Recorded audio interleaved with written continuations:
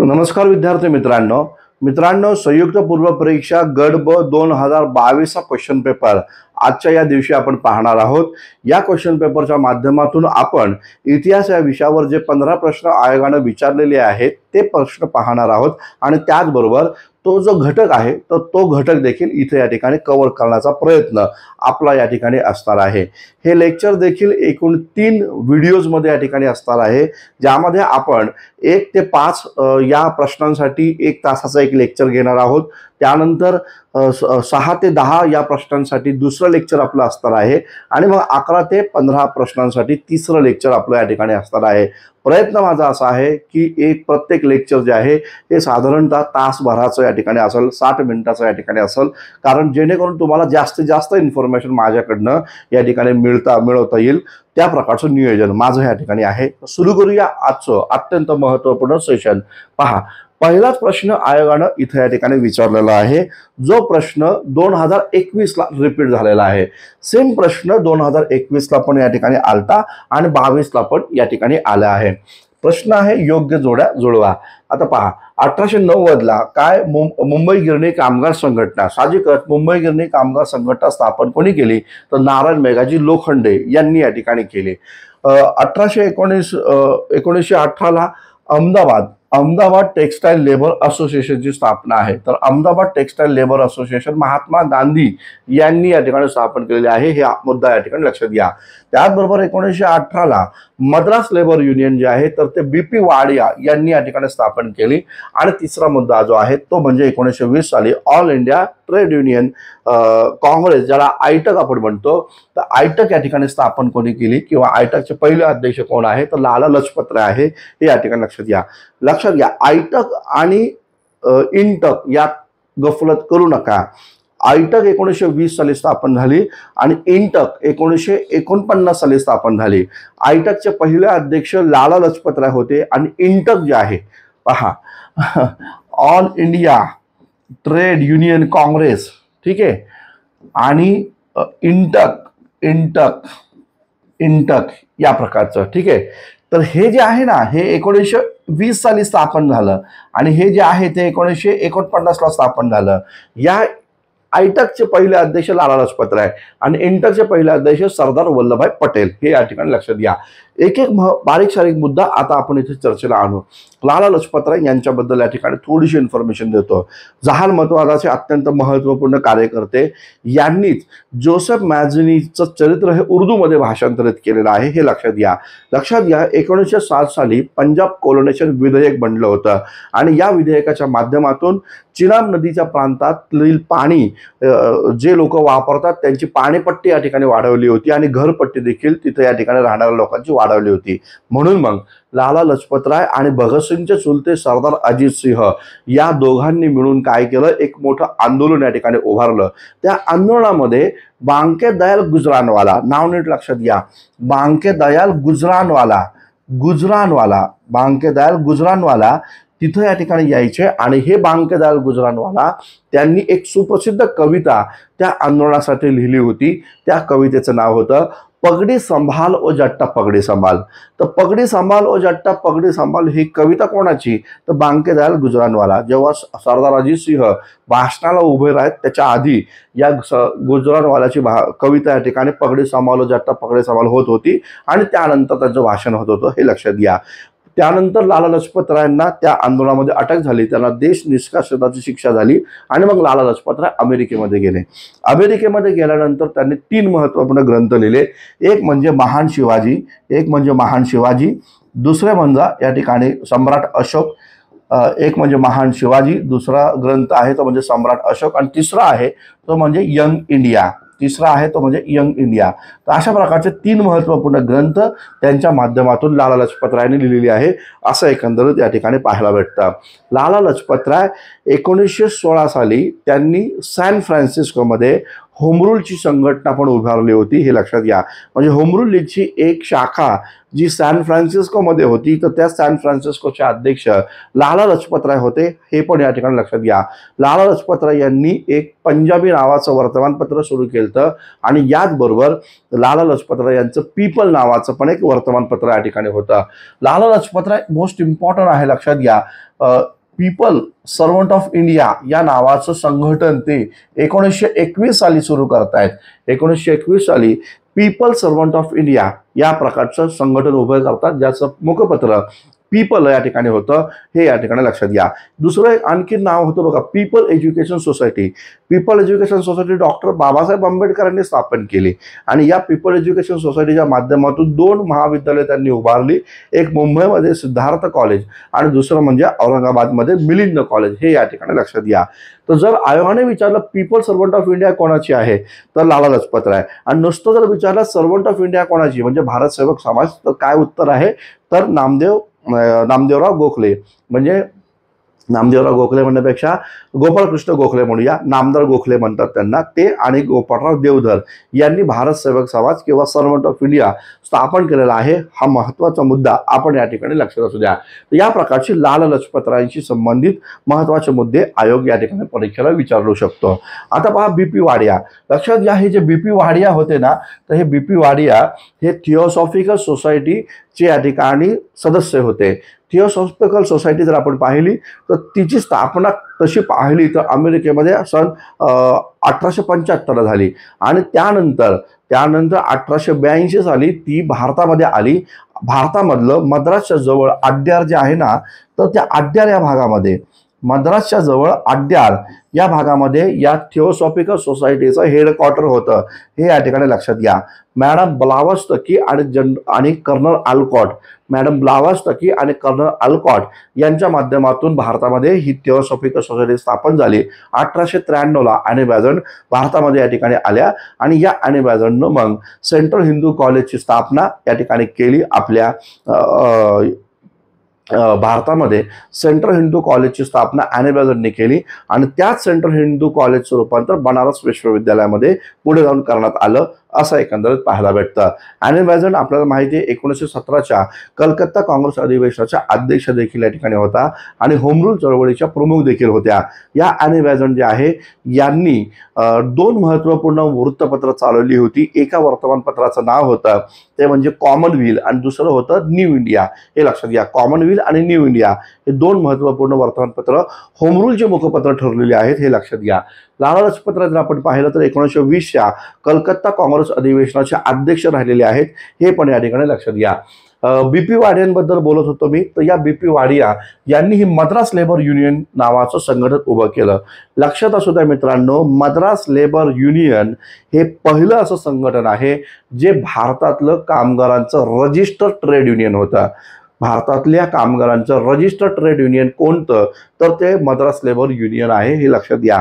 म्हणजे इथल्या सदस्यांना रजिस्ट्रेशन करावं लागायचं की आम्ही मद्रास लेबर युनियनचे सदस्य आहोत म्हणून, आणि त्यासाठी त्यांना पावती फाडावी लागायची, हे पण या ठिकाणी लक्षात असू द्या. तर या प्रकारचा महत्त्वाचा मुद्दा आपण इथे या ठिकाणी पाहिला मद्रास लेबर युनियनच्या माध्यमातून. महात्मा गांधी जर आपण पाहिलं तर गांधींच्या संदर्भामध्ये या ठिकाणी त्यांची सुरुवातीची आंदोलनं यावर प्रश्न विचारला जाऊ शकतो. पण गांधींची सुरुवातीची आंदोलनं कोणती, तर चंपारण्य आधी आहे नीळ शेतकऱ्यांसाठी केलेला संघर्ष, त्यानंतर अहमदाबाद आहे गिरणी कामगारांसाठी केलेला संघर्ष, आणि खेडा आहे ते श्रीमंत पाटीदार शेतकऱ्यांसाठी केलेलं आंदोलन होतं, हे लक्षात घ्या. या 3 आंदोलनापैकी पहिल्यांदाच महात्मा गांधींनी अहमदाबादमध्ये गिरणी कामगारांच्या हक्कांसाठी पहिल्यांदाच सर्वप्रथम आमरण उपोषण केलं, असं एकंदर दिसतं. गांधींची 3 आमरण उपोषण आहे, यापैकी एक आहे ते म्हणजे गिरणी कामगारांना न्याय मिळवून देण्यासाठी. दुसरं आमरण उपोषण त्यांनी या ठिकाणी दलितांचे स्वतंत्र मतदारसंघ काढून घेण्यासाठी केलं, आणि तिसरं अधिवेशन पाकिस्तानला 55 कोटी रुपये जी राहिलेली रक्कम आहे ती या ठिकाणी भारतानं ताबडतोब द्यावी, यासाठी तिसरं आंदोलन गांधींनी केलेलं आहे, असं एकंदर दिसून येतं. तर हा महत्त्वाचा मुद्दा आपण या ठिकाणी लक्षात असू द्या. गांधींच्या संदर्भात जर पाहिलं तर गांधींच्या वर्तमानपत्रांवर प्रश्न विचारला जाऊ शकतो. गांधी जेव्हा दक्षिण आफ्रिकेमध्ये होते तेव्हा आपल्या सर्वांना माहिती असावं त्यांनी या ठिकाणी इंडियन ओपिनियन, लक्षात घ्या, त्यांनी इंडियन ओपिनियन नावाचं इंडियन ओपिनियन या नावाचं महत्त्वपूर्ण वर्तमानपत्र सुरू केलं, जे साधारणतः इंग्लिशमध्ये या ठिकाणी होतं. त्यानंतर महात्मा गांधींनी या ठिकाणी जेव्हा भारतामध्ये आले तेव्हा त्यांनी यंग इंडिया या नावाचं वर्तमानपत्र सुरू केलं. यंग इंडिया आणि त्यानंतर मग पाहायला भेटतं नवजीवन हे दुसरं एक वर्तमानपत्र होतं. आणि मग सर्वात शेवटी गांधींचं वर्तमानपत्र आहे ते म्हणजे हरिजन सेवक संघाचं मुखपत्र हरिजन. हरिजन वर्तमानपत्रामध्ये बाबासाहेब आंबेडकरांना लेख लिहायला सांगितला होता किंवा विनंती केली होती, मात्र बाबासाहेब आंबेडकरांनी बिलकुल या प्रकारच्या हरिजन वर्तमानपत्रामध्ये लेख लिहिण्यास नकार दिलेला आहे, हे या ठिकाणी लक्षात घ्या. हरिजन वर्तमानपत्र हे या ठिकाणी इंग्रजीमध्ये सुरू झालेलं वर्तमानपत्र होतं. हा मुद्दा पण आपण या ठिकाणी लक्षात ठेवा. नारायण मेघाजी लोखंडे यांच्या संदर्भात जर आपण पाहिलं तर लक्षात घ्या, नारायण मेघाजी लोखंडे यांना राव बहादूर या पदवीनं इंग्रजांनी सन्मानित केलेलं होतं. हिंदू मुस्लिमांच्या दंग्यांमध्ये त्यांनी समाजामध्ये एकोपा निर्माण व्हावा यासाठी कामगिरी केल्याचं एकंदरीत दिसतं.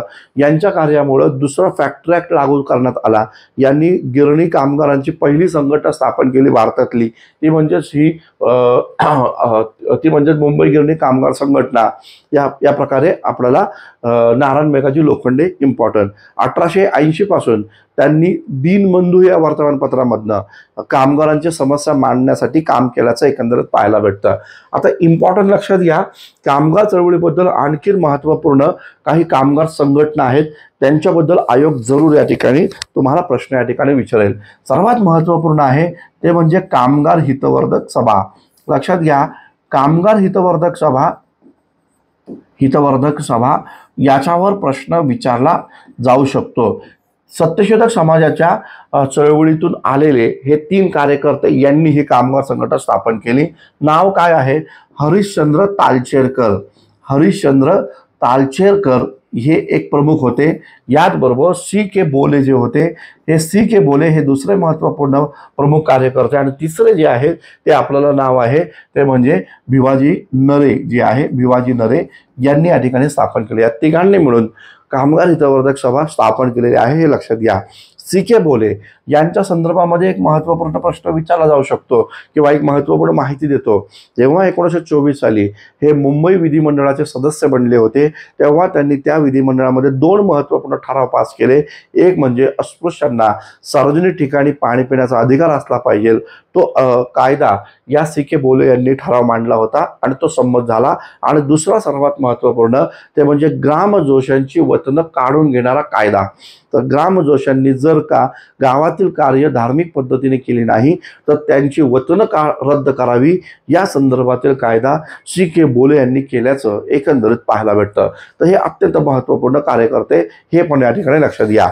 आता पहा, कामगार हितवर्धक सभेच्या नंतर आपल्याला आणखीन एक महत्त्वपूर्ण संघटना माहिती असणं गरजेचं आहे, ते म्हणजे social service league. Social service league, या सोशल सर्व्हिस लीगवर पण आयोग या ठिकाणी प्रश्न विचारू शकतो. सोशल सर्व्हिस लीग काय, तर लक्षात घ्या, तर हे 3 लोकांनी एकत्र येऊन हे संघटन उभं केलं. लोकमान्य टिळकांचा प्रभाव असणारे 3 लोक, त्यापैकी एक गोपाळराव देवधर, गोपाळराव देवधर हे नाव या ठिकाणी लक्षात घ्या. याचबरोबर दुसरं नारायण मल्हार जोशी हे एक नाव या ठिकाणी लक्षात असू द्या. आणि तिसरं महत्त्वपूर्ण आहे ते म्हणजे या ठिकाणी नरेश अप्पाजी द्रविड. तर नरेश अप्पाजी द्रविड हे तिसरं एक नाव आहे. यांनी या तिघांनी एकत्र येऊन सोशल सर्व्हिस लीग स्थापन केली. लक्षात घ्या, सोशल सर्व्हिस लीगचे हे जे प्रमुख आहे नारायण मल्हार जोशी यांनाच इंटरनॅशनल लेबर ऑर्गनायझेशनच्या पहिल्या बैठकीला भारताचे प्रतिनिधी म्हणून, भारतातील कामगारांचे प्रतिनिधी म्हणून या नारायण मल्हार जोशींना तिथं या ठिकाणी सहभागी होण्याची संधी इंग्रजांनी दिली होती, असं एकंदरीत दिसून येतं. तर इंटरनॅशनल लेबर ऑर्गनायझेशनमध्ये भारतीय कामगारांचे प्रतिनिधी म्हणून कोण गेलं, तर नारायण मल्हार जोशी हे नाव लक्षात घ्या. हे पुढे जाऊन गोलमेज परिषदेमध्ये पण कामगारांचे प्रतिनिधी म्हणून सहभागी झाले होते. 3ही गोलमेज परिषदेमध्ये नारायण मल्हार जोशी उपस्थित होते, हे पण या ठिकाणी लक्षात घ्या. या 2 महत्त्वपूर्ण संघटनांवर प्रश्न विचारला जाईल. आणखी कामगारांच्या संदर्भामध्ये इंडिपेंडंट लेबर पार्टी होती पहा. तर ती इंडिपेंडंट लेबर पार्टीची स्थापना बाबासाहेब आंबेडकरांनी 15 ऑगस्ट 1936 साली केलेली होती, हे लक्षात घ्या. आणि याच पक्षाचं रूपांतर पुढे जाऊन शेड्यूल कास्ट फेडरेशनमध्ये बाबासाहेबांनी केलं, असं एकंदरीत पाहायला भेटतं. कामगारांच्या बद्दल आणखी महत्त्वपूर्ण लक्षात असू द्या, 1938 साली एक महत्त्वपूर्ण कायदा या काळामध्ये करण्यात आला. तो कायदा म्हणजे Bombay dispute bill. Bombay dispute bill हा एक महत्त्वपूर्ण या ठिकाणी कायदा आहे, हे लक्षात घ्या. या कायद्याच्या माध्यमातून पहिल्यांदाच कामगारांचा संप करण्याचा अधिकार हा या ठिकाणी नष्ट करण्यात आलेला आहे, हे या ठिकाणी लक्षात घ्या. कामगारांचा संप करण्याचा अधिकार कोणत्या कायद्याद्वारे रद्द झाला, तर तो बॉम्बे ट्रेड डिस्प्यूट बिल, हे या ठिकाणी लक्षात असू द्या. या प्रकारे कामगारांच्या संदर्भामध्ये आयोग तुम्हाला प्रश्न या स्वरूपातील विचारतील, तर व्यवस्थितरित्या या ठिकाणी याच्यावर काम करा, व्यवस्थितरित्या या ठिकाणी पहा. चलो, मला असं वाटतं हे समजलं असेल. नेक्स्ट क्वेश्चन आपण या ठिकाणी पाहूया. आता पहा पुढचा प्रश्न काय आहे, तर पुढचा प्रश्न पहा, तो एक ट्रॅडिशनल प्रश्न विचारला आहे. जे बघा असे ट्रॅडिशनल प्रश्न विचारतात ना, असे प्रश्न जर आले ना, तर डायरेक्ट स्टेडियमच्या बाहेर बॉल या ठिकाणी टाकायचा. सोपे सोपे प्रश्न आहेत पहा, चुकू द्यायचे नाही. तर काँग्रेसचे अधिवेशन स्थळ त्यांच्या अध्यक्षाच्या नावाचा जोड्या लावा. मी मागे पण बऱ्याच वेळा सांगितलं, ऑनलाईन ऑफलाईनच्या बॅचमध्ये पण बऱ्याच वेळा सांगतो, MPSCची परीक्षा द्यायची असेल तर काँग्रेसचे 5 अधिवेशनात तोंडपाठ असते पाहिजे, हे लक्षात घ्या. तोंडपाठ कुठं काय झालं हे सगळं समजलं पाहिजे. तर पहा 1885 काँग्रेसचे अध्यक्ष कोण होते? पहिलं अधिवेशन मुंबईमध्ये झालं. मुंबईमध्ये गोकुळदास तेजपाल संस्कृत पाठशाला इथं ते काँग्रेसचं पहिलं अधिवेशन झालं. 72 प्रतिनिधी त्या अधिवेशनाला उपस्थित होते. आधी त्या काँग्रेसचं नाव काय होतं? Indian national union. नंतर ते इंडियन नॅशनल काँग्रेसमध्ये रूपांतरित झालं.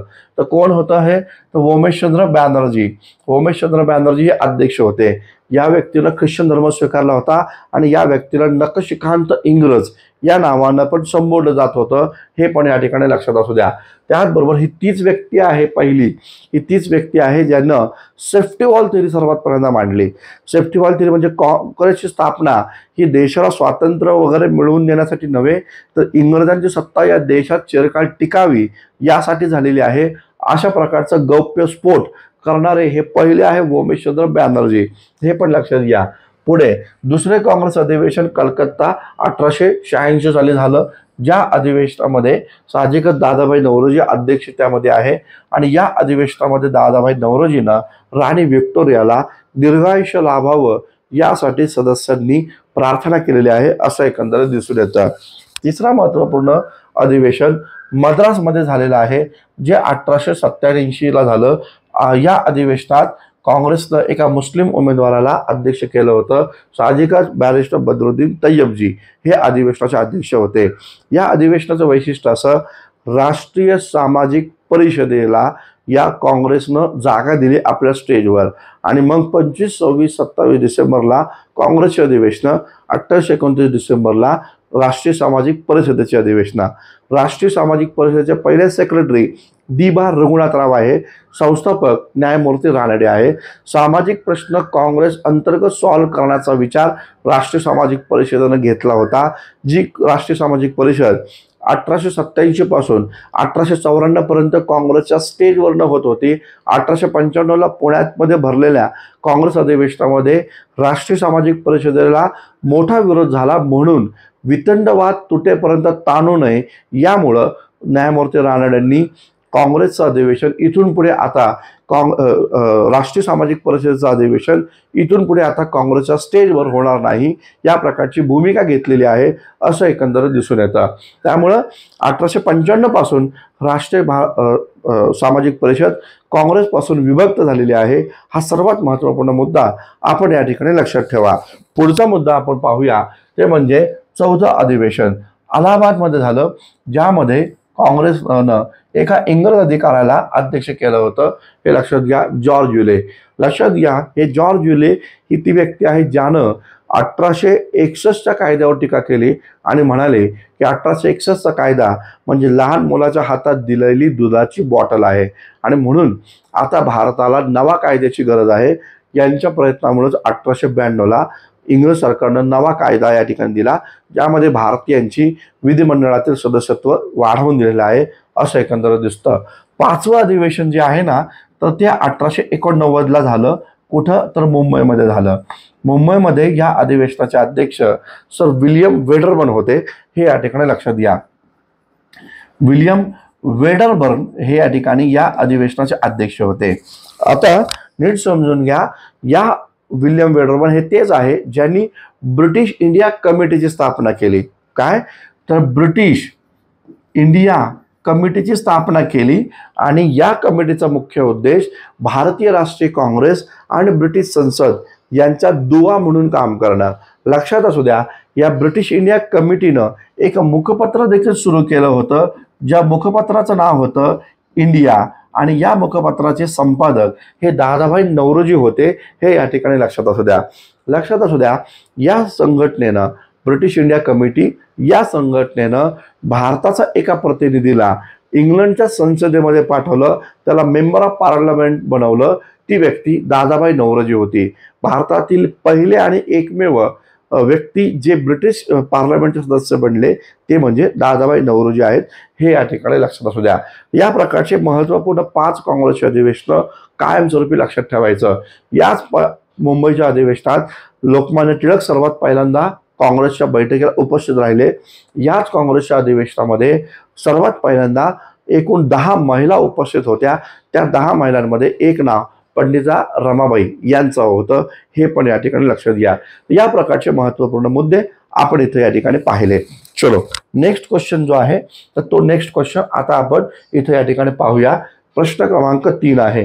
पहा, हा प्रश्न जो आपण पाहिलं तर लक्षात घ्या, औरंगाबाद विद्यापीठाच्या शिक्षकांच्या पुस्तकातून आलेला हा महत्त्वाचा प्रश्न आपल्याला पाहायला भेटतो.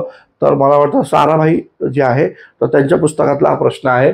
जसा या ठिकाणी आलेला आहे, सातभाई म्हणतोय, तर इंदू काहीतरी समथिंग नाव आहे, तर सातभाई यांच्या पुस्तकातून आलेला प्रश्न आहे. 1847 मध्ये मुंबई बंदर व कापूस उत्पादन करणारे विभाग यांना जोडणारी रेल्वे सुरू करावी अशी मागणी सर्वप्रथम कोणी केली? तर ब्राईटनी केलेली आहे असं एकंदरीत दिसतं. या संदर्भात, रेल्वेच्या संदर्भात, दळणवळणाच्या संदर्भात आपण डिटेलपणे माहिती या आधीच्या लेक्चर्समध्ये घेतलेली आहे. रस्ते निर्माण, त्याचबरोबर रेल्वे, विमानसेवा, वाहतूक सेवा, त्याचबरोबर अंतर्गत जलवाहतूक सेवा, या सगळ्या टॉपिकवर आपण या ठिकाणी काम केलेलं आहे. त्यामुळे इथं मी काही रिपिटेशन करणार नाही आहे आणि बाकीच्या प्रश्नांना आपल्याला वेळ या ठिकाणी देणं गरजेचं आहे म्हणून. ठीक आहे, पुढं पहा.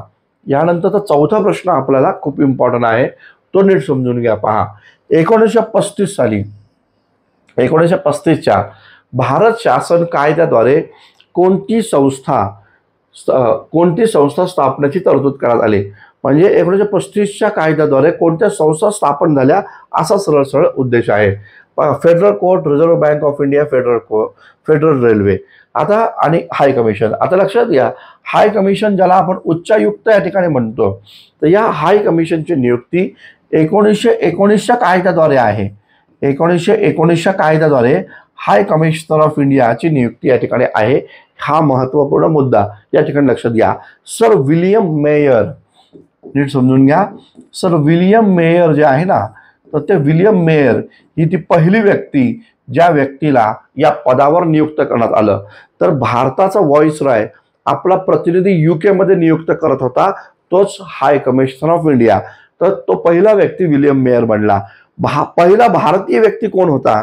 तर लक्षात घ्या, दाजीबा दलाल. दाजीबा दलालवर प्रश्न विचारला जाऊ शकतो. तर दाजीबा दलाल या ठिकाणी पहिली भारतीय व्यक्ती की जी या पदावर नियुक्त झालेली. 1922ला विलियम मेयरची नियुक्ती आहे आणि 1924ला दाजीबा दलालची UK मध्ये नियुक्ती आहे, हे या ठिकाणी लक्षात घ्या. तर इथं दिलेल्या पर्यायांमध्ये आपल्याला डी जिथं जिथं आहे तो आपल्या प्रश्नाचं उत्तर नाही आहे.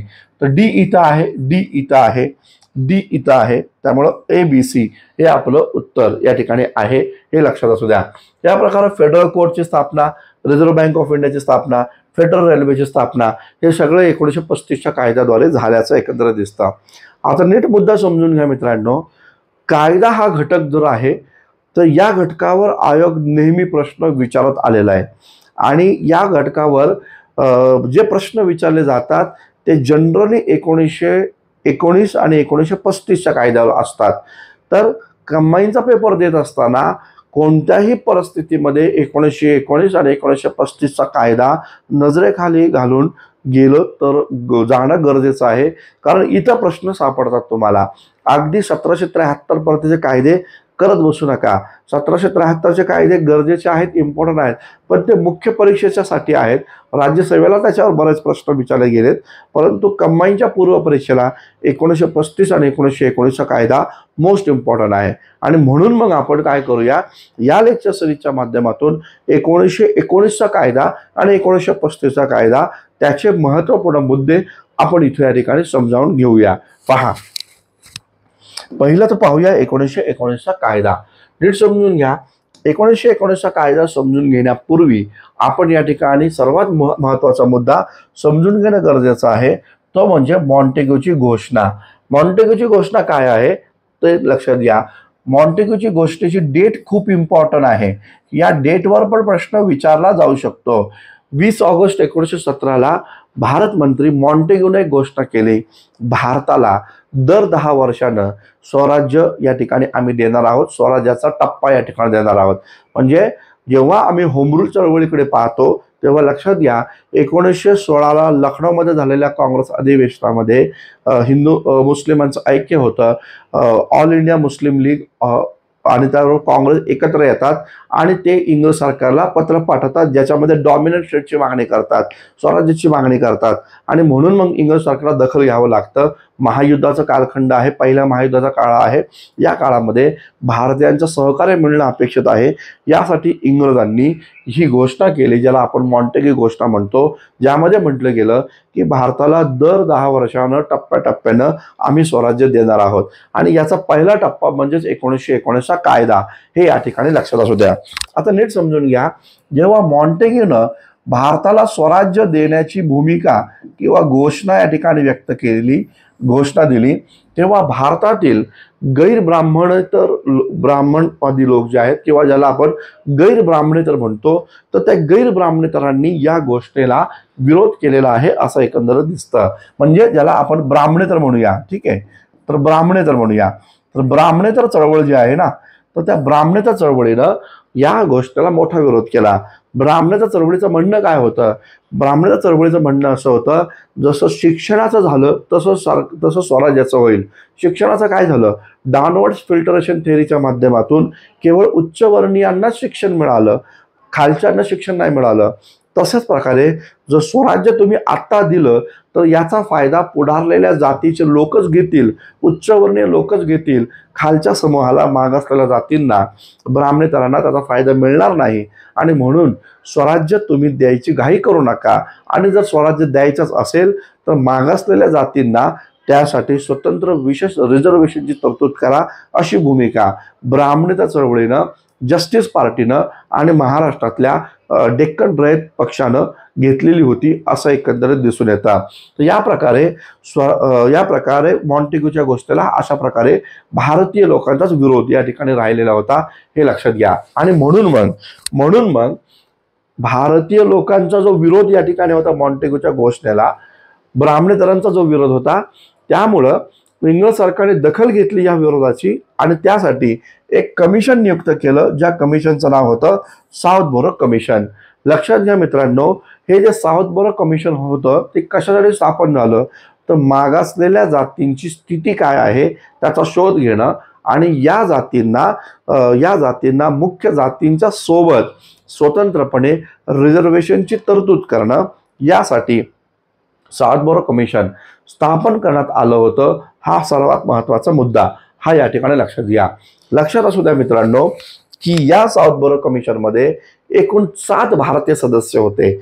या 7 भारतीय सदस्यांमध्ये चिमणलाल सेटलवाड 1, प्रभाशंकर पटनी 2, मौलाना रहीम बख्श 3, आफ्ताब अहमद 4, सुरेंद्रनाथ बॅनर्जी 5, तेग बहादूर सप्रू 6 आणि श्रीनिवास शास्त्री 7 असे एकूण 7 सदस्य या सातबारा कमिशनमध्ये होते, हे या ठिकाणी लक्षात घ्या.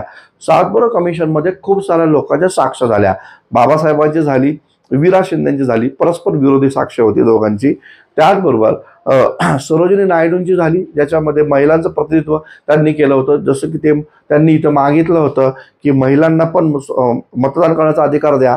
गांधी आणि बाकी काँग्रेस ते द्यायला तयार नव्हती. याचबरोबर इथं भास्करराव जाधवांची पण एक साक्ष झाली. त्यांनी मराठ्यांना स्वतंत्रपणे रिझर्वेशन आणि शैक्षणिक आरक्षणाची मागणी केल्याचं एकंदरीत या ठिकाणी दिसून येतं. तर या प्रकारची सातबारा कमिशन.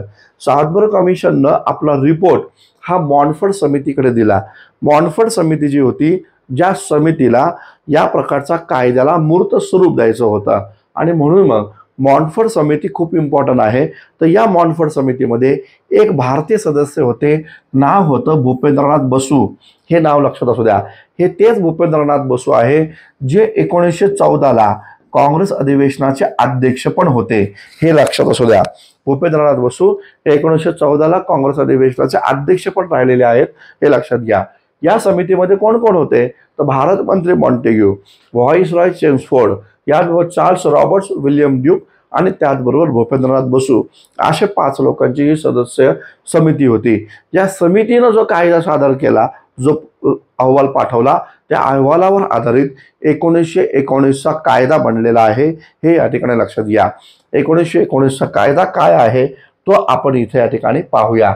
आता पहा, 1919च्या कायद्याच्या महत्वाच्या तरतुदी त्या आता आपण इथे या ठिकाणी पाहत आहोत. पहा मित्रांनो, सर्वात महत्वपूर्ण मुद्दा, या कायद्याद्वारे भारत मंत्र्याचा पगार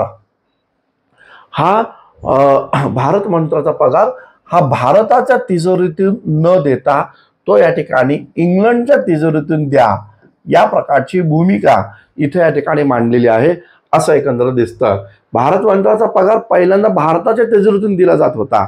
आता मात्र तो भारताच्या तिजोरीतून न देता तो लंडनच्या तिजोरीतून द्या, इंग्लंडच्या तिजोरीतून द्या, अशा महत्त्वपूर्ण प्रस्ताव 1919च्या कायद्यामध्ये होता, हे या ठिकाणी लक्षात घ्या. त्याचबरोबर दुसरा महत्त्वपूर्ण मुद्दा आपल्याला या ठिकाणी पाहायला भेटेल. यामध्ये इंडिया काउन्सिल जी होती, तर त्या इंडिया काउन्सिलची सदस्य संख्या कमी करण्यात आली. इंडिया काउन्सिल, ज्याला भारत परिषद म्हणतो, इंडिया काउन्सिल कोणत्या कायद्याद्वारे गठीत झाली, लक्षात घ्या. 1858च्या कायद्याद्वारे इंडिया काउन्सिल गठीत झालेली आहे. मग इथं म्हटलं गेलं, इंडिया काउन्सिल सदस्य संख्या ही कमीत कमी 8 तर जास्तीत जास्त 12 अशी या ठिकाणी असावी. म्हणजे आधी इंडिया काउन्सिलची सदस्य संख्या 15 होती, मग ती कमी केली, कमीत कमी 8 जास्तीत जास्त 12 एवढंच इंडिया काउन्सिलमध्ये सदस्य संख्या असावी, अशी भूमिका इथे या ठिकाणी घेतली गेलेली आहे, असं एकंदर दिसतं. याचबरोबर इंडिया काउन्सिलमध्ये पूर्वी जे भारतीय सदस्य होते 1909च्या कायद्याद्वारे ते 2 होते. इंडिया काउन्सिलमध्ये भारतीय सदस्य 2 होते. आता त्या 2 प्रतिनिधींच्या ऐवजी ती सदस्य संख्या 3 या ठिकाणी घ्या, अशा प्रकारची भूमिका या ठिकाणी घेतली गेली. के.जी. गुप्ता आणि हुसेन बिलग्रामी, बरोबर ना. कोण होते पहिले 2 भारतीय, तर के.जी. गुप्ता, लक्षात घ्या नाव, के.जी. गुप्ता आणि हुसेन बिलग्रामी. के.जी. गुप्ता आणि हुसेन बिलग्रामी असे 2 लोक होते. तर आता ही सदस्य संख्या 2 वरनं 3 करण्यात यावी, अशी तरतूद 1919च्या कायद्यामध्ये घेतलेली आहे, असं एकंदर दिसतं. आणि या सदस्यांचा कार्यकाळ हा 5 वर्ष असावा, अशी भूमिका घेतली गेली. इंडिया काउन्सिलच्या निम्म्या सदस्यांना भारतात काम करण्याचा कमीत कमी 10 वर्षाचा अनुभव असावा. या कायद्याद्वारे गव्हर्नर जनरलच्या परराष्ट्र खात्यावरील नियंत्रण सुरू झाले. इम्पॉर्टंट बघा, या कायद्याद्वारे गव्हर्नर जनरलचे परराष्ट्र खात्यावर नियंत्रण सुरू झाले. याआधी व्हाईसरॉय घेत होता, आता गव्हर्नर जनरल पण परराष्ट्र खात्यावर नियंत्रण ठेवू लागलेलं आहे, असं एकंदरीत या ठिकाणी पाहायला मिळतं. यानंतरचा मुद्दा आपल्याला पाहायला भेटतो तो म्हणजे काय, the high commissioner of India. लक्षात घ्या, 1919च्या कायद्याच्या द्वारे the high commissioner of India म्हणजेच भारतीय उच्चायुक्त या पदाची नियुक्ती करण्यात आली UK मध्ये. आणि हा कार्यकर्ता हा व्हाईसरॉयचा अधिपत्याखाली होता. व्हाईसरॉय त्याची नियुक्ती करत होता, हे लक्षात घ्या. आणि मग या उच्चायुक्ताचे काम काय असेल, या प्रकारचे 3 महत्त्वपूर्ण मुद्दे. भारत सरकारला इंग्लंडमधून हव्या असणाऱ्या मालाच्या खरेदीवर देखरेख ठेवणं. भारत सरकारला इंग्लंडमधून हव्या असणाऱ्या मालाच्या खरेदीवर देखरेख या ठिकाणी ठेवणं, हा पहिला मुद्दा. दुसरा महत्त्वपूर्ण मुद्दा, भारत सरकारचे व्यापारी हित पाहणं, भारत सरकारचं व्यापारी हित पाहणं. आणि तिसरं, भारतीय विद्यार्थ्यांच्या कल्याणाकडे लक्ष या ठिकाणी देणं, भारतीय विद्यार्थ्यांच्या कल्याणाकडे लक्ष देणं, व्यापारी हित पाहणं आणि मालाच्या खरेदीवर नियंत्रण किंवा देखरेख ठेवणं, हे तीनच कार्य या उच्चायुक्ताला दिले होते. इथे इंटू ब्रॅकेटमध्ये दिलेलं आहे, इतर वसाहतींच्या उच्चायुक्त त्या वसाहतींचे प्रतिनिधित्व करत होते, मात्र भारताबाबत असे अधिकार उच्चायुक्ताला दिले गेले नाहीत. वसाहतीचं प्रतिनिधित्व करण्याचा अधिकार दिलेला नव्हता. उच्चायुक्त हे व्हॉइसरॉयच्या अंडर होते. हा मुद्दा आपण या ठिकाणी लक्षात ठेवणं खूप जास्त मित्रांनो गरजेचं आहे. त्याचबरोबर पुढच्या काही तरतुदी आपण पाहूया. यस, या कायद्याद्वारे केंद्रामध्ये 2 सभागृहांची निर्मिती झालेली आहे असं एकंदरीत दिसून येतं. तर द्विगृही सभागृह केंद्रात हे स्थापन झालं. प्रांतामध्ये जर आपण पाहिलं तर 1935च्या कायद्याद्वारे प्रांतामध्ये द्विगृही सभागृह आलं, पण सर्व ठिकाणी नाही, काही निवडक ठिकाणी. ठीक आहे, तर केंद्रामध्ये द्विगृही सभागृहाची स्थापना झाली. काउन्सिल ऑफ स्टेट, ज्याला आपण वरिष्ठ सभागृह म्हणतो, आजच्या भाषेमध्ये आपण त्याला राज्यसभा म्हणणार. आणि इथं लेजिस्लेटिव्ह असेंब्ली, ज्याला आपण कनिष्ठ सभागृह म्हणतो, आजच्या भाषेत त्याला लोकसभा असं या ठिकाणी म्हणतो. तर वरिष्ठ सभागृहाची सदस्यसंख्या किती होती? तर 60 होती. इम्पॉर्टंट आहे बरं का. इथे प्रश्न बनतो की 1919 कायद्याअंतर्गत वरिष्ठ सभागृहाची सदस्यसंख्या 60 आणि कनिष्ठ सभागृहाची सदस्यसंख्या ही 145 आहे, हे लक्षात घ्या. 60 सदस्यांपैकी 34 निर्वाचित आहे आणि 26 सरकार नियुक्त आहे, हे लक्षात घ्या. कार्यकाळ 5 वर्षांचा आहे. तर निर्वाचित सदस्यांमध्ये 145 सदस्यांमध्ये 104 निर्वाचित सदस्य आहे आणि 41 सरकार नियुक्त आहे. यांचा कार्यकाळ मात्र किती वर्षाचा असेल? तर तो 3 वर्षांचा असेल, अशी भूमिका आपल्याला इथे या ठिकाणी पाहायला मिळते. त्याचबरोबर इथे पाहायला भेटतं 1919च्या कायद्यामध्ये मुस्लिम समुदायासोबतच, वास्तविकता हा जो मुस्लिम समुदाय होता याला 1909च्या कायद्या अंतर्गतच या ठिकाणी स्वतंत्र मतदारसंघ मिळाला होता. परंतु जेव्हा 1919चा कायदा बनला तेव्हा पुन्हा मुस्लिमांना स्वतंत्र मतदारसंघ जैसा थे असं ठेवलेलं आहे, म्हणजे त्यांना तो दिला आहे असं एकंदर दिसतं. मुस्लिम समुदायासोबतच आता शिखांना, युरोपियन लोकांना, भूस्वामी जमीनदार, त्याचबरोबर व्यापारी वर्ग यांना स्वतंत्र मतदारसंघ दिले गेलेले आहेत असं एकंदरीत दिसून येतं. मग त्या सदस्य संख्यांची इथं चिरपाड दिलेली आहे. मग हे काही इतकं इम्पॉर्टंट नाहीये, फक्त लक्षात असू द्या. 30 मुस्लिम, 2 शीख, युरोपियन 9, व्यापारी वर्ग 4, भूस्वामी 5, ख्रिश्चन 2, असे 52 आरक्षित जागा आणि 52 या ठिकाणी सर्वसाधारण जागा. अस्पृश्य वर्गातील प्रतिनिधींची नियुक्ती सरकारद्वारे करण्यात आली या कायद्याद्वारे. मग ते कोण होते? पहिले कालीचरण नंदा गवळी आणि गणेश अक्काजी गवळी. मागे प्रश्न आलता, कालीचरण नंदा गवळी आणि गणेश अक्काजी गवळी या दोघांची नियुक्ती इथे या ठिकाणी करण्यात आली. केंद्र सूची आणि राज्य सूची या कायद्याद्वारे निर्माण करण्यात आली. समवर्ती सूची 1935च्या कायद्याद्वारे, मात्र 1919च्या कायद्याद्वारे राज्य सूची आणि केंद्र सूची या ठिकाणी निर्माण करण्यात आली. आता नीट पाहूया आपण केंद्र सूचीत कोणकोणते विषय होते. तर सेना, सुरक्षा, परराष्ट्र विभाग, व्यापार, वाणिज्य, अखिल भारतीय प्रशासन म्हणजे माहिती असेल अखिल भारतीय ऍडमिनिस्ट्रेशन, त्याचबरोबर विधी व न्याय, प्रशासन आणि त्याचबरोबर दळणवळण, हे 8 मुद्दे केंद्र सूचीमध्ये होते.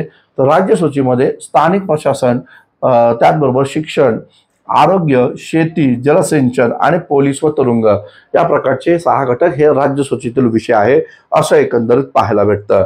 त्यानंतरचा मुद्दा आपण पाहूया. यस, 1919चा कायदा. हा आणखी महत्वाचा मुद्दा काय मला सांगायचा आहे की 1919चा कायदा जर मी पाहिला तर या कायद्याचं आणखी एक अत्यंत जबरदस्त वैशिष्ट्य होतं, ते म्हणजे या कायद्याद्वारे द्वैध शासन व्यवस्था या ठिकाणी स्थापन करण्यात आली. कोणती? तर द्वैध शासन व्यवस्था, ज्याला आपण डायरकी या नावानं संबोधतो. काय? तर डायरकी. तर द्वैध शासन व्यवस्था या कायद्याद्वारे 1919च्या कायद्याद्वारे गठीत करण्यात आलेली आहे. हा मुद्दा या ठिकाणी लक्षात घ्या. आता ही द्वैध शासन व्यवस्था ही केवळ या ठिकाणी प्रांतामध्ये होती, ना की केंद्रामध्ये होती. ही द्वैध शासन व्यवस्था प्रांतात होती, केंद्रामध्ये नाही. या शासन व्यवस्थेअंतर्गत या ठिकाणी म्हणजे द्वैध शासन व्यवस्था काय आहे ते नीट समजून घ्या. गव्हर्नर जनरल ची काउन्सिल आणि मंत्रिमंडळ म्हणजे निवडणुकीच्या द्वारे निवडून आलेलं मंत्रिमंडळ, गव्हर्नर जनरलचे काउन्सिल आणि मंत्रिमंडळ यांच्यात केलं जाणारं सत्तेचं विभाजन, यांच्यात केलं जाणाऱ्या सत्तेचं विभाजन याला काय म्हटलं जातं, तर याला म्हटलं जातं डायरकी. हे लक्षात घ्या. आणि त्यामुळं जे मंत्रिमंडळ होते त्यांच्याकडे खाती सोपवली गेली म्हणून त्याला सोपीव खाती म्हटली गेली. तर काउन्सिलकडे या ठिकाणी काही खाती राखीव ठेवण्यात आली म्हणून त्याला रिझर्व्ह खाती असं या ठिकाणी म्हटलं गेलं. तर या द्वैध शासन व्यवस्थेला विरोध भारतीय राष्ट्रीय काँग्रेसचा होता आणि त्यांनी यामुळं या द्वैध शासन व्यवस्थेला विरोध केल्यामुळंच तर पुढे असहकार चळवळ गांधी या ठिकाणी उभारताना एकंदर दिसतं. लक्षात घ्या, लोकमान्य टिळकांनी 1919च्या कायद्याला विरोध केलेला आहे. ते म्हणतात की हा कायदा हे स्वराज्यही नव्हे आणि स्वराज्याचा पाया देखील नव्हे. तरी देखील टिळक असं म्हणतात की आपल्याला जर एखाद्या उपाशी व्यक्तीला जर का भूक लागली असेल आणि त्याला जर करपलेली भाकर दिली तर ती भाकर तरी नक्की नाकारावी, परंतु अर्धी भाकर जर मिळाली असेल तर ती अर्धी भाकर खाऊन त्यानं पुढच्या लढ्याला या ठिकाणी उभं राहिलं पाहिजे असं टिळकांची भूमिका होती. आणि म्हणून मग टिळक आणि गांधी यांच्यामधल्या वेगवेगळ्या भूमिकेमुळं लोकमान्य टिळकांनी या संपूर्ण काळामध्ये काँग्रेस लोकशाही पार्टी किंवा काँग्रेस डेमोक्रेटिक पार्टी या नावाचा पक्ष स्थापन केला होता. हे पण या ठिकाणी लक्षात घ्या. काँग्रेस म्हणजे गांधींच्या लिडरशिपला गांधींची जी लिडरशिप होती तिला आव्हान देऊन टिळक या ठिकाणी काँग्रेस डेमोक्रेटिक पार्टी नावाचा एक स्वतंत्र पक्ष सुरू करतात आणि त्याचा जाहीरनामा पण स्वतंत्रपणे त्या ठिकाणी एप्रिल महिन्यामध्ये जाहीर करतात असं एकंदरीत दिसून येतं. तर ठीक आहे, तर 1919चा कायदा तो आपण या ठिकाणी पाहिला. आता आपण पाहूया 1935चा कायदा. 35च्या कायद्यावर पण बरेच प्रश्न आयोग या ठिकाणी विचारत असतो. व्यवस्थितरित्या आपण त्याबद्दलची पण माहिती या ठिकाणी पाहून घेऊया. या कायद्याला एकूण 10 परिशिष्टे आणि 321 कलम या ठिकाणी होती. 10 परिशिष्ट आणि 321 कलम आहे. कायद्याला कसल्या प्रकारे प्रस्तावना नाहीये. भारतीय संविधानाला प्रस्तावना आहे का? आहे. तर कायद्याला मात्र 35च्या कायद्याला प्रस्तावना नाही. प्रस्तावना विरहित असा कायदा 1935चा आहे. या कायद्याद्वारे द्वैध शासन व्यवस्था समाप्त करण्यात आली. 1935च्या कायद्याद्वारे द्वैध शासन व्यवस्था समाप्त करण्यात आली. त्याऐवजी जबाबदार उत्तरदायी शासन व्यवस्था या ठिकाणी स्वीकारण्यात आली. म्हणजे जबाबदार शासन व्यवस्था स्वीकारण्यात आली, उत्तरदायी जबाबदार शासन व्यवस्था या ठिकाणी स्वीकारण्यात आलेली आहे असं एकंदरीत दिसतं. या कायद्याद्वारे संसदेचे अधिवेशन बोलवणे, कायदा पास करणे, आदिवासी विभागात प्रशासन चालवणे यासाठी गव्हर्नरला विशेष अधिकार देण्यात आला. अल्पसंख्याकांचे विशेष अधिकार, इंग्रजांचे व्यापारी हिताची रक्षा इत्यादी अधिकार गव्हर्नरकडेच सोपवण्यात आले. याच बरोबर पाहायला भेटतं केंद्रामध्ये संघ राज्य व्यवस्था या कायद्याद्वारे आली. त्याला आपण फेडरल स्टेट या ठिकाणी म्हणतो. लक्षात घ्या, तर संघ राज्य व्यवस्था फेडरल स्टेट या कायद्याद्वारे या ठिकाणी स्थापन करण्यात आली. परंतु अट अशी ठेवली गेली की संघ राज्य तेव्हाच अस्तित्वात येईल जेव्हा निम्म्यापेक्षा जास्त संस्थानिक या संघ राज्यामध्ये सहभागी होण्याच्या विलिनीकरणावर या ठिकाणी स्वाक्षरी करतील. भारताचं दुर्दैव असं, भारत हा राजेशाही परंपरेमध्ये वाढलेला देश आहे आणि त्यामुळं भारतातील संस्थानिकांनी त्या काळामध्ये 1935च्या कायद्याअंतर्गत संघ राज्य स्थापन करण्यास विरोध केला. म्हणून लक्षात घ्या, 1935च्या कायद्याअंतर्गत संघ राज्य अस्तित्वात आलं नाही. पुढे हे संघ राज्य भारतीय संविधानाच्याच द्वारे निर्माण झालेला आहे असं एकंदरीत दिसतं. तर ठीक आहे, तर फेडरल स्टेटची भूमिका इथे या ठिकाणी घेतली गेली होती. परराष्ट्र विभाग, त्याचबरोबर प्रतिरक्षा आणि आंतरिक सुरक्षा, परराष्ट्र विभाग, प्रतिरक्षा आणि आंतरिक सुरक्षा हे विभाग व्हॉइसरायच्या नियंत्रणाखाली सोपवण्यात आले. नेहरूंचा याला विरोध होता. नेहरू म्हणत होते हे सगळं आम्हा भारतीयांकडे द्या, मात्र इंग्रजांनी ते दिलं नव्हतं, हे लक्षात घ्या. आणि म्हणून नेहरू या कायद्याला गुलामगिरीची सनद या नावानं संबोधतात, हे लक्षात घ्या. भारताचे वित्तीय नियंत्रण हे इंग्लंडवर न राहता ते आता दिल्लीकडे या ठिकाणी शिफ्ट झालेलं आहे.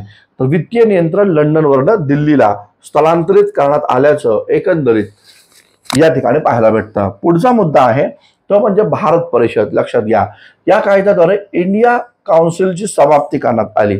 इंडिया काउन्सिलची स्थापना 1858च्या कायद्याद्वारे, समाप्ती 1935च्या कायद्याद्वारे, हे लक्षात घ्या. मग त्या इंडिया काउन्सिलची समाप्ती केली, त्याऐवजी भारत मंत्र्याला सल्ला देणारे सल्लागार मंडळ निर्माण केलं गेलं. इंडिया काउन्सिल समाप्त झाली, त्याऐवजी एक सल्लागार मंडळ या ठिकाणी स्थापन करण्यात आलं.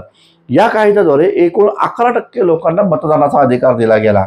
किती? केवळ 11% लोकांना मतदानाचा अधिकार होता, हे लक्षात घ्या. यापूर्वी जर आम्ही पाहिलं 1919चा कायदा, तर 1919च्या कायद्याअंतर्गत केवळ 2% लोकांनाच मताचा अधिकार होता. 1919च्या कायद्याद्वारे 2% लोकांना, आणि इथं 35च्या कायद्याद्वारे 10 ते 11% लोकांना, काही पुस्तकांमध्ये 10% दिलेले आहे. तर प्रौढ मताधिकार, लक्षात घ्या, प्रौढ मताधिकार किंवा या कायद्याद्वारे दिला का? 35च्या कायद्याद्वारे तर नाही दिला, प्रौढ मताधिकार नाही दिला. 11% लोकांना मताचा अधिकार. प्रौढ मताधिकार म्हणजे भारतात जन्माला आलेला प्रत्येक प्रौढ व्यक्ती मतदान करेल, तसं नाही. तर लक्षात घ्या, प्रौढ मताधिकार भारतीय संविधानामुळे मिळालेला आहे. 11% लोकांना मताचा अधिकार इथं दिला गेला. या कायद्याद्वारे इथं लक्षात घ्या, मुस्लिमांना, शिखांना, ख्रिश्चनांना, जमीनदारांना, अँग्लो इंडियन लोकांना, भांडवलदारांना, भारतीय महिलांना, कामगारांना काय मिळालं? स्वतंत्र मतदारसंघ मिळाला. स्वतंत्र मतदारसंघ मिळाला. दलित अस्पृश्य वर्ग जो आहे, तर या दलित अस्पृश्य वर्गांना मात्र काय मिळालं? तर राखीव मतदारसंघ मिळालेला आहे. का बरं? या मागचं कारण आहे पुणे करार. ठीक आहे, पुणे करार जो 24 सप्टेंबर 1932ला येरवड्याच्या तुरुंगामध्ये झाला. गांधी आंबेडकर यांच्यातील झालेला करार, त्याला येरवडा करार या नावानं पण संबोधलं जातं. या कायद्यामुळेच प्रथमतः स्त्रियांना मतदान करण्याचा अधिकार या ठिकाणी देण्यात आला, ते लक्षात घ्या. फेडरल कोर्ट बरोबर फेडरल रेल्वेची पण स्थापना या कायद्याद्वारे झालेली आहे. फेडरल रेल्वे हे पण या ठिकाणी लक्षात घ्या. आरबीआय पण, आरबीआय साठी तसं पाहिलं तर 1934चा कायदा पडला, परंतु आरबीआय पण 35ला स्थापन झाल्याचं एकंदर दिसतं. त्यामुळे हा कायद्यामध्ये पण आरबीआयची तरतूद या ठिकाणी होती. या कायद्याद्वारे केंद्रात संघराज्य तर प्रांतात स्वायत्त शासन व्यवस्था, केंद्रात संघराज्य तर प्रांतात स्वायत्त शासन व्यवस्था, म्हणजे ज्याला प्रांतीय स्वायत्तता म्हणू शकतो, ते स्थापन करण्यात आलेली आहे असं एकंदर दिसतं. केंद्रातील वरिष्ठ सभागृहातील सदस्यांची संख्या, वरिष्ठ सभागृह म्हणजेच ज्याला आपण राज्यसभा म्हणू शकतो, तर त्या वरिष्ठ सभागृहाची सदस्य संख्या 260 होती. 260 सदस्यांपैकी ब्रिटिश भारतातील 156 सदस्य आणि संस्थानिकांचे 104 सदस्य असे मिळून 260 सदस्यांचं राज्यसभा बनेल किंवा वरिष्ठ सभागृह बनेल. हे वरिष्ठ सभागृहाचे 1/3 सदस्य दर 3 वर्षांनी निवृत्त होतील अशी तरतूद इथं आहे.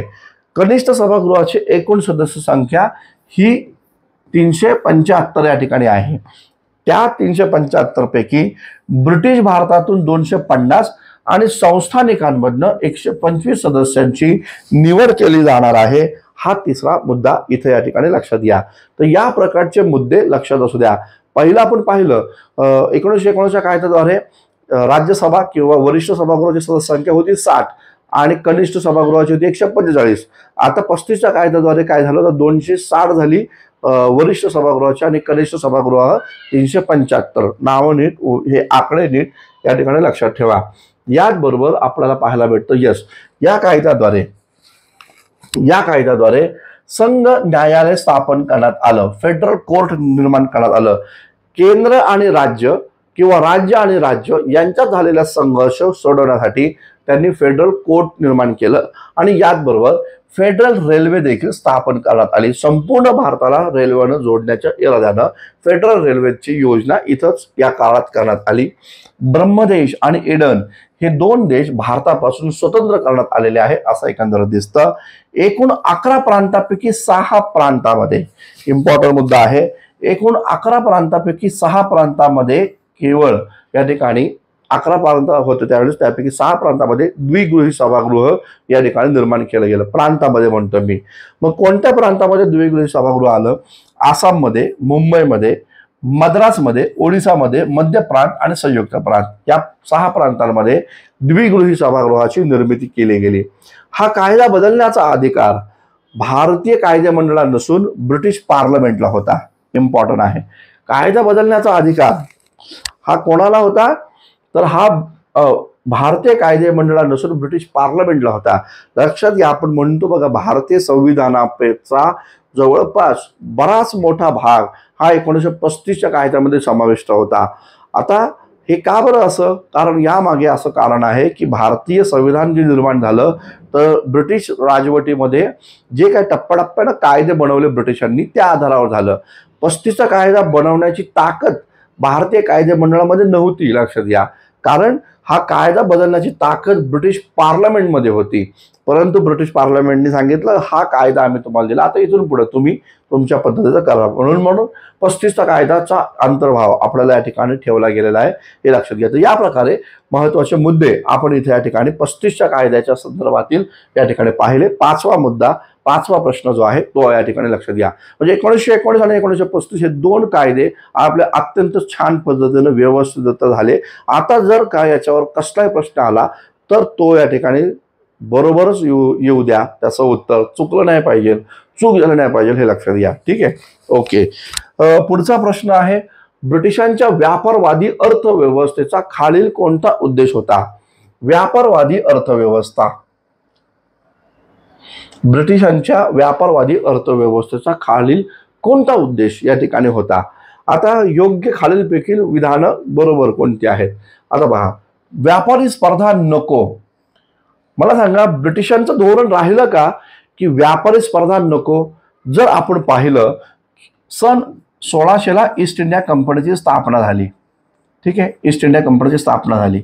व्यापारी स्पर्धा नको म्हणूनच तर एकाधिकार मिळाला, बरोबर आहे. दुसरा मुद्दा, त्यानंतर भारतामध्ये 1757ला इंग्रजांनी प्लासी जिंकलं. परंतु इंग्रजांना हे लक्षात होतं की आपल्याबरोबर स्पर्धा करणारे फ्रेंच आहेत, आपल्याबरोबर स्पर्धा करणारे डच आहेत, डॅनिश आहेत, पोर्तुगीज आहेत, तर त्यांना पराभूत करणं गरजेचं आहे. आणि त्यामुळं व्यापारी स्पर्धा जर आपण कमी केली तरच आपल्याला या ठिकाणी काय होणार आहे, अधिकाधिक फायदा व्यापारामध्ये या ठिकाणी होणार आहे. आणि म्हणून मग त्यांनी काय केलं, 1757 पासून भारतीय शासकांच्या सोबत युद्ध केलेली आहेत असं एकंदरीत दिसून येतं. तर युद्ध इथे या ठिकाणी त्यांनी केल्याचं एकंदरीत पाहायला भेटतं.